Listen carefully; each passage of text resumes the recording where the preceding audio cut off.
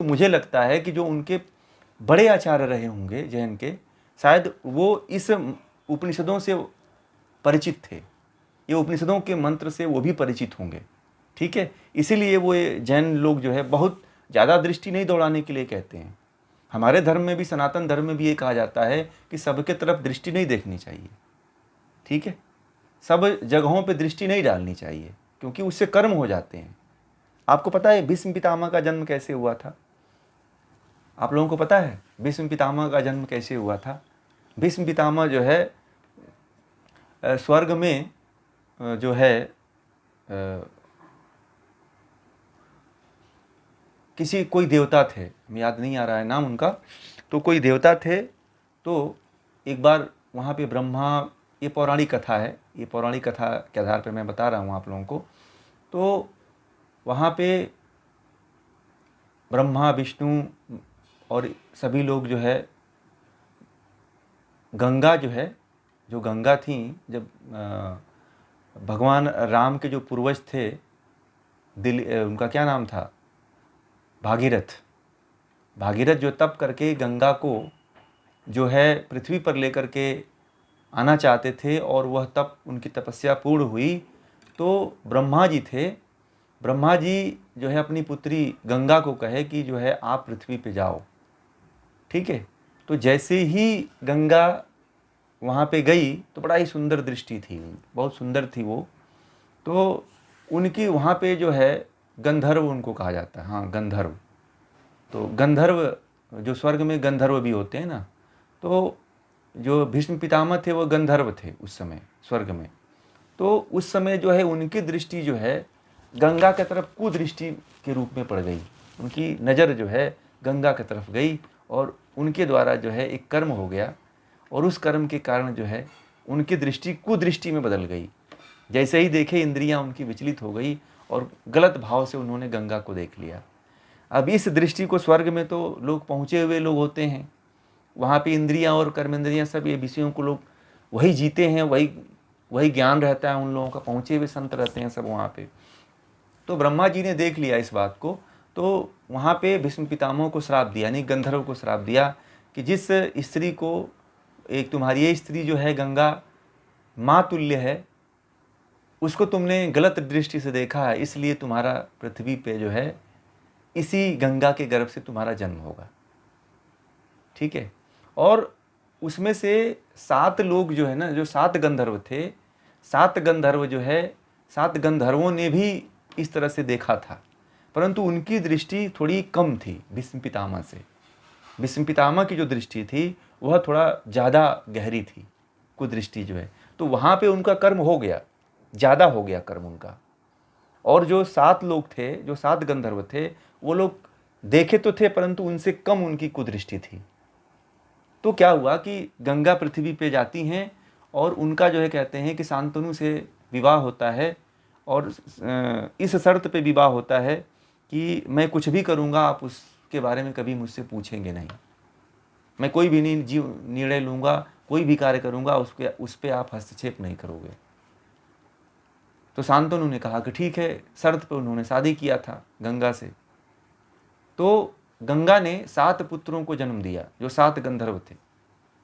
7 पुत्रों को जन्म दिया, और 7 पुत्रों को जन्म देकर के गंगा में ले जा करके छोड़ देती थी, गंगा में बहा देती थी। 8वां पुत्र भीष्म थे। तो इस तरह से देखते देखते शांतनु को नहीं रह गया, तो बोले कि ठहर जाओ, अब बहुत हो गया, अब तुमने इतने मेरे 7 पुत्रों को जो है गंगा में ले जा करके दहला दी। तो भीष्म पितामह जो है, भीष्म पितामह जब बड़े हुए तो गंगा से इसके बारे में गंगा ये बताती है वृतांत कि जो है स्वर्ग में मैं जब आने वाली थी, तो वहाँ पे तुम भी सभा में बैठे थे पिताजी के सामने, ब्रह्मा जी के सामने, और तुमने मेरे प्रति कुदृष्टि रखी थी, इसलिए जो है हमारे पिताजी ने तुम्हें ऐसा श्राप दिया था कि तुम आने वाले समय में तुम इसके गर्भ से जन्मोगे और यह तुम्हारी माँ बनेगी। तो इसीलिए ये छोटे छोटे चीज़ों पे हमारे यहाँ थोड़ी सी दृष्टि पड़ जाती थी तो कर्म हो जाता था, कर्म बन जाता था, और उस कर्म को झेलना पड़ता था आकर के। कितने सालों तक भीष्म पितामह झेले थे। जन्म लेकर के पृथ्वी लोक में। तो बताइए, थोड़े से कुदृष्टि पड़ गई तो भीष्म पितामह को स्वर्ग से आकर के पृथ्वी पे जो है एक साधारण जीवन, मनुष्य का जीवन जीना पड़ा।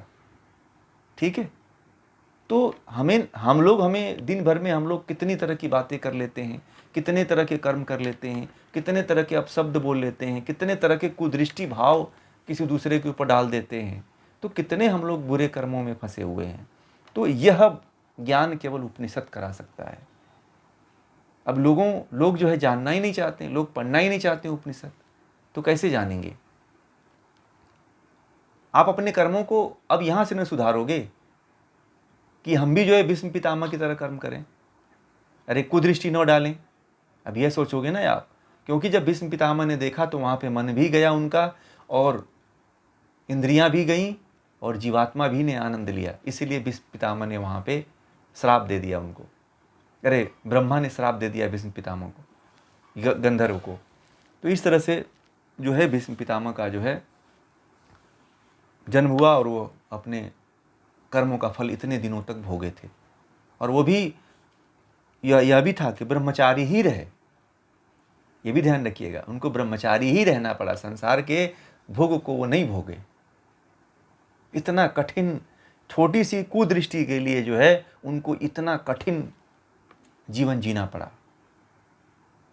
समझिए आप लोग कि कर्म हम लोग कितने करते चले जाते हैं, उसका ध्यान ही नहीं पता चलता है। ये केवल अज्ञानता के कारण हो रहा है ना। हमें कोई बताने वाला ही नहीं है कि इस तरह के भी कर्म करने से हमें इतना हानियां होती हैं, इतने नुकसान होते हैं। ये तो जब जो उपनिषद पढ़ेगा वही ऐसा कर पाएगा ना। जो तो नहीं पढ़ता है, जो नहीं जानता है, वह कितना बुरा कर्म करता होगा। उसका पूरा जीवन ही जो है बुरे कर्म करते हुए बीत जाता है।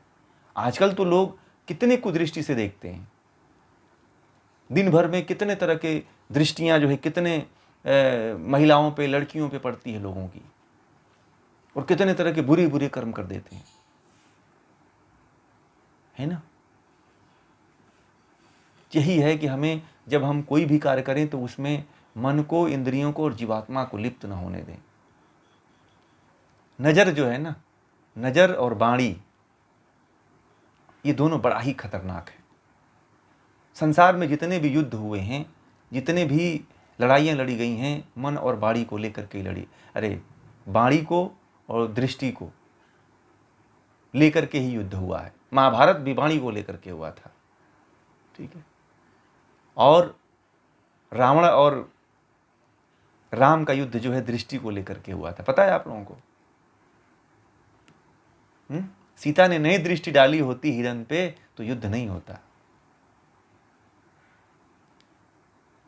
द्रौपदी ने वाणी से अगर व्यंग बाण नहीं मारा होता तो महाभारत का युद्ध नहीं होता। तो वाणी और दृष्टि बड़ा ही, बहुत बड़े बड़े युद्ध करवाए हैं। इसलिए इसको कंट्रोल रखिए। दुनिया में सबसे खतरनाक अगर कुछ है, आपके पास एटम बम से भी खतरनाक वस्तुएं हैं, वाणी और दृष्टि। एक दृष्टि भीष्म पितामह को स्वर्ग से जो है नरक में लाके ढकेल देती है। एक दृष्टि जो है सीता को जो है हरण की तरफ लेके चली जाती है। सीता ने उस हिरण की तरफ नहीं देखा होता तो प्रिय नहीं लगा होता, नहीं प्रिय लगता तो राम नहीं जाते, फिर हरण नहीं होता। फिर समझ रहे हैं ना, बहुत गहरी गहरी बातें हैं। इसलिए उपनिषद को आप लोग बहुत गहराई से समझिएगा, बहुत गहनतम रहस्य है इसमें। यदि आप लोग इस बात को अपने जीवन में धारण कर लिए तो मैं समझता हूँ आपका जीवन बहुत उन्नति की तरफ जाएगा। इतना जाएगा कि आप कल्पना नहीं कर सकते हो। और ये आज की इस मंत्र के द्वारा तो और आपको गहनतम ज्ञान होने वाला है आज के मंत्र को। और इस मंत्र को तो आप लोग दीवार पे लिख करके नोट कर लीजिएगा, मैं कहता हूँ। ठीक है, इस मंत्र को दीवार पे एक पोस्टर बनाइए या अपने हाथ से लिख करके और नोट बना के लगा लीजिए अपने सामने। जब भी देखिए तो कहिए कि हाँ, हमें दृष्टि सही रखनी है, हमें वाणी सही रखनी है, मन को, इंद्रियों को और जीवात्मा को एक जगह मिलने नहीं देना है, और सभी जगह हमें सभी तरह के कर्मों को हमें नहीं करना है, हमें अपने लक्ष्य के प्रति कर्म करना है। ये जो उपनिषद पढ़ रहे हैं, तो ये जो कर्म हो रहा है ये हमें भगवान की तरफ ले जाएगा, ईश्वर की तरफ ले जाएगा। हम लोग कितने फिल्मों देखते हैं और हमारे पूरी चेतना को नष्ट करने के लिए हम लोग अपने जीवन में कितना समय बर्बाद करते हैं देखने में। हमारे देश में सिनेमा कब से शुरू हुआ है? दादा साहब फाल्के आए, दादा साहब फाल्के ने हमारे देश में सिनेमा ला करके वो चले गए, मर गए। सिनेमा लाए, टीवी आया, सब आया, तब से जो है कितने लोग जो है बर्बाद हो गए। पता है आप लोगों को वो कितने लोग, मतलब हम सुबह से लेकर शाम तक जो है कितने लोग जो है कितना कर्म कर लेते हैं, पता है आप लोगों को? लोग जो है 2-2 8-8 घंटे देखते हैं दृश्य को, है ना? तो वो कर्म कितने लोग, वो कितने कर्म करते होंगे आप समझिए। अच्छी चीज़ दिखाई नहीं जाती हम लोगों को। तो बड़ा ही गहनतम, ये बड़ा ही सोचनीय विषय है। इस पे कोई बात नहीं करता है। वो सोचता है कि इस पे बात करेंगे तो हमसे लोग कटेंगे। अरे लोगों को पता ही नहीं है भाई वास्तविकता। जैसे आज कश्मीर फाइल्स के बारे में लोगों को नहीं पता है कि नहीं? कश्मीर फाइल्स के बारे में लोगों को पता ही नहीं है। तो लोग ये कहते हैं कि इस तरह की अगर तुम बातें करोगे ना तो कोई नहीं सुनेगा। हमारे कई मित्र कहते हैं कि तुम उपनिषद की बातें करोगे ना तो ये सब बोर लगती हैं। मैंने कहा कि भैया ये बात किसी को पता ही नहीं है तो बोर कैसे लगेगी? जो नहीं जानते हैं उनको तो ये बोर ही लगेगा ना, है कि नहीं? जो जानते हैं उनके लिए तो ये बात अमृत लगेगी कि हमें कहीं ना कहीं से एक अमृत का प्याला मिल गया जिसको पी करके हम अपने जीवन को जो है सार्थक बना सकते हैं। ठीक है ना? समझ में आ गया?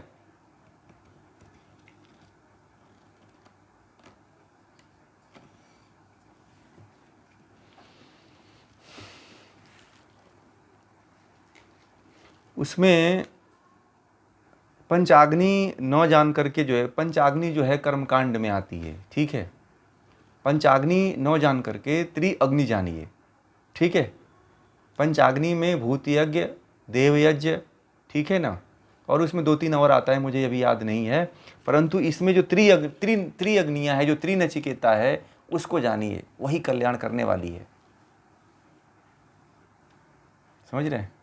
त्रिअग्नियों को समझिए कि ब्रह्मचर्य से गृहस्थ, गृहस्थ से वानप्रस्थ, वानप्रस्थ से संन्यास, ये 3 अग्नियों को समझ लीजिए। इनके बीच की जो संधि है उसमें अपने आप को त्यागने का भाव छोड़ लीजिए कि हमें ब्रह्मचर्य को भी छोड़ना है, गृहस्थ को भी छोड़ना है, वानप्रस्थ को भी छोड़ना है और हमें एक दिन जो है मुक्ति की तरफ जाना है। ठीक है? फिर आपका कल्याण हो जाएगा, जीवन में आप सफल हो जाओगे। ठीक है ना?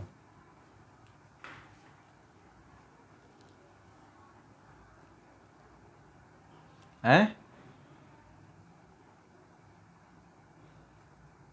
हाँ, नहीं, जीवात्मा कंट्रोलर नहीं है। जीवात्मा कंट्रोल नहीं कर पाती है जब तक कि इसे ज्ञान ना हो। ठीक है? ये तो विषयों के मन के साथ बह जाती है, तो कंट्रोलर इसको कैसे कह सकते हैं? ये तो जब तक परमात्मा की कृपा नहीं होती है तब तक ये भी खूब मजे लेती है, इसलिए दुख भी भोगती है। समझ रहे हैं ना? ये भी छोटे छोटे विषयों में लग जाती है, ये कम नहीं है, ये भी खूब आनंद लेती है, विषयों का आनंद लेती है। क्यों? क्योंकि यह इसको ज्ञान नहीं होता है। जीवात्मा को अपने स्वरूप का ज्ञान नहीं होता है, इसलिए विषयों की तरफ दौड़ती है। जब विषयों को रोकता है, जब ज्ञान को जब उसके अंदर आता है, तब वह कंट्रोलर बनता है। कंट्रोलर बनती है, परंतु बिना ज्ञान के वह कंट्रोलर नहीं बन सकती है। जब तक उसके अंदर जो है अविद्या है, तब तक वह जो है कंट्रोलर नहीं बन सकती है। जब तक उसके अंदर विद्या नहीं आएगा तब तक वह कंट्रोल कर ही नहीं सकती है। जब विद्या आ गया तो कंट्रोलर हो जाएगी वो, तब तो वो किसी के कहीं जाएगी नहीं, किसी इंद्रियों को फिर जो है जब विद्या आ जाता है तो वह इंद्रियों को चलाने लगती है, फिर अपने अनुसार चलाने लगती है। अभी तो जब अविद्या में है इसलिए जो है मन के साथ दौड़ जाती है, आँख के साथ देखने लगती है, कान के साथ सुनने लगती है, जीवा के साथ स्वाद लेने लगती है, हाथ के साथ काम करने लगती है ना। तो जो जो इंद्रियां हैं, कर्म इंद्रियां हैं, जब तक ये अविद्या में रहती है, अज्ञान में रहती है, तब तक इन इंद्रियों के साथ यह भटकती रहती है, पागलों की तरह, बावला बन करके, है ना। गांडा बन के इधर उधर घूमती रहती है, पागल बन करके, गुजरात में कहते हैं ना पागल को। तो इस तरह से घूमती रहती है जीवात्मा। तो जीवात्मा को जब तक ज्ञान नहीं दोगे आप, ये जो, यदि आपको ये जो उपनिषदों का ज्ञान यदि आपके चित्त में बैठ रहा है, तब तो समझिए कि आपकी जीवात्मा कंट्रोल हो जाएगी।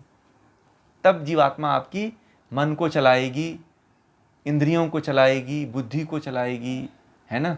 तब चलाने लग जाएगी, तब वो कंट्रोलर हो जाएगी। इसीलिए तो महर्षि पतंजलि ने कहा कि चित्त की वृत्तियों को रोक दो आप और क्लेशों का नाश कर दो, तो विद्या की प्राप्ति हो जाएगी। ठीक है ना। अविद्या ही, कहते हैं कि अविद्या ही सारे क्लेशों की जननी है। तो अविद्या को दूर कर दो आप। जब अविद्या को दूर कर दोगे तो आप जो है ईश्वर तक खुद पहुंच जाओगे और जीवात्मा जो है कंट्रोलर बन जाएगी। इस बात को गहराई से समझिएगा। इसलिए ज्ञान ये जो प्राप्त कर रहे हैं आप लोग ना, ये ज्ञान यदि आप लोगों को हो गया तो समझिए सहज समाधि लग जाएगी आप लोगों की, फिर लगाना नहीं पड़ेगा। इसलिए ज्ञानी होना जरूरी है ना। अब कोई कहे कि हम 10 घंटे में जो है समाधि प्राप्त करवा देंगे, तो 10 घंटे में प्राप्त होने वाली है क्या समाधि? अब जिसको ज्ञान ही नहीं होगा, उस समाधि प्राप्त करके करेगा क्या? वो तो फिर इंद्रियों की तरफ फंसेगा, विषयों की तरफ फंसेगा, हैं। कभी समोसा के चाट वाले ठेले पे चला जाएगा, तो कभी होटल में चला जाएगा, है ना। तो इधर उधर भटकेगा वो तो बस बाहरी चीजों का आनंद लेगा, वो विषयों का आनंद लेगा। फिर तो ज्ञानी व्यक्ति ही कुछ कर सकता है संसार में। और भक्ति भी जो होती है वो भी ज्ञान ही है एक तरह से। भक्ति भी जो है बिना ज्ञान के नहीं होती है। मैं तो बार बार इस चीज को कहता हूँ। कोई कहता है कि मैंने भक्ति मार्ग को अपना लिया है, ठीक है। मैंने एक लोगों से कहा कि भैया आप जो है ना ये थोड़ा सा ज्ञान ले लो तो भक्ति करना, तो आप सफल हो जाओगे। तो वो बोलने कि नहीं, मैंने भक्ति में मुझे सब कुछ मिल जाता है। तो मैंने उनसे पूछा कितने दिन से भक्ति कर रहे हो आप? तो बोले कि अरे मेरी पूरी उम्र बीत गई, आप बात क्या करते हैं, जितनी आपकी उम्र होगी उतने दिनों से मैं भक्ति कर रहा हूँ। अहंकारी थे थोड़ा, ठीक है, अहंकारी थे और अहंकार में बोल रहे थे। मुझे बोले कि आपकी जितनी बड़ी उम्र है उतने दिनों से मैं भक्ति कर रहा हूँ। तो मैंने उनसे पूछा कि आप जीवात्मा के बारे में जानते हो? तो हमें बोला कि हमें इन जीवात्मा के बारे में कुछ नहीं पता है, हमें तो बस केवल राम ही पता है। ठीक है। तो बहुत कुछ रटने से नहीं मिलता है, ज्ञान से सब कुछ मिलता है। ये तो राम और नाम का लोगों ने अर्थ ही नहीं समझा कि राम का नाम लेना, राम कृष्ण, ये जो जितने हमारे देवी देवता हैं, यह ज्ञान के तरफ ले जाने का एक साधन है। ठीक है, ये भी साधन है। ये दुर्गा का, माता दुर्गा, भगवान श्री कृष्ण, जितने देवी देवताओं की मूर्ति बनी है, यह सारे के सारे जो है उस ज्ञान के तरफ ले जाने के एक साधन है। यह भी एक त्रिनचिकेता अग्नि की तरह है, इसको भी त्यागना चाहिए जीवन में, इसको भी छोड़ देना चाहिए एक बार। जब ज्ञान की प्राप्ति हो जाती है तो ये भी छूट जाता है। ठीक है। बहुत लोग हैं ऐसे जो पहले मूर्ति पूजक थे और जब उन्होंने उपनिषदों का अध्ययन किया तो वो इससे ऊपर उठ गए। बोले कि अब मुझे मूर्ति पूजा की आवश्यकता ही नहीं पड़ती है, अब तो मुझे लगता है कि अब मुझे ब्रह्म की ही साधना करनी चाहिए। और बहुत ही कट्टर मूर्ति पूजक थे। एक लोग मेरे संपर्क में हैं, बड़े ही कट्टर मूर्ति पूजक थे। उनके सामने जब मैं पहली बार जो है ये ज्ञान की बात किया तो मेरे ऊपर बहुत क्रोधित हुए थे।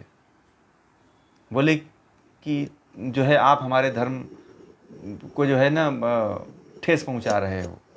तो मैंने कहा कि मैं भी आपके ही धर्म से, कहीं दूसरे धर्म से नहीं हूँ। जब उनको ये बातें, जब मेरी बातें जो मैं आप लोगों को बता रहा हूँ, जब उनको ये बातें समझ में आई तो उनको बातें समझ में आई। और अब वो कहते हैं कि मैं इन मूर्तियों से ऊपर उठ चुका हूँ, अब मुझे ज़रूरत नहीं पड़ती है अब मंदिर में जाकर के पूजा करना। मैंने कहा कि जब तक नहीं आप ऊपर उठते हो तब तक तो मूर्ति में जा कर के मंदिर में पूजा करते रहो। इसलिए ज्ञान जरूरी है। जो ज्ञानी होगा वही इससे ऊपर उठ पाएगा। ठीक है ना? चलिए, और कोई प्रश्न है तो?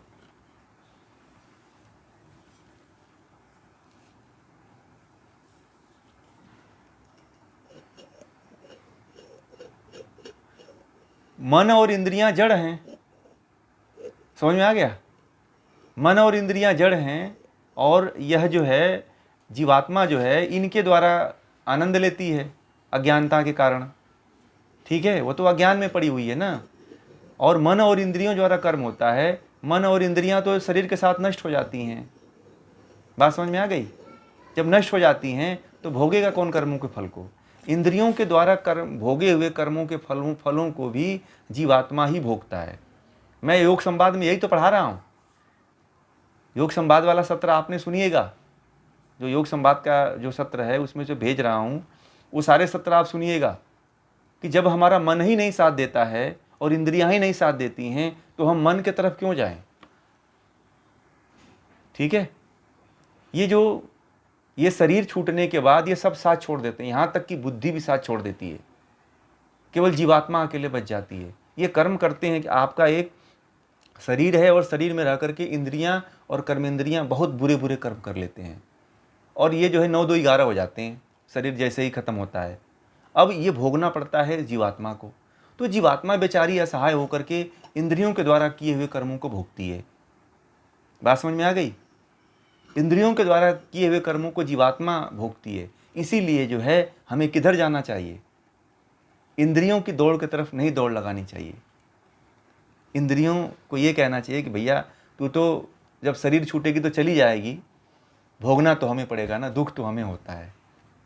ठीक है, तो इंद्रियों के द्वारा किए हुए कार्यों को बहुत ज़्यादा नहीं करना चाहिए। ठीक है, इसलिए वो पहले वो सत्र को सुनिएगा, योग संवाद वाले सत्र को, ये आप लोगों को बात क्लियर हो जाएगी। ठीक है, तो मन वैसे भी मैंने इसको पूरा बता ही दिया है। तो इंद्रियों के द्वारा कभी कर्म को अपना कर्म नहीं मानना चाहिए, और इनको स्वतंत्र नहीं छोड़ देना चाहिए कि जा भैया तू कर्म कर ले।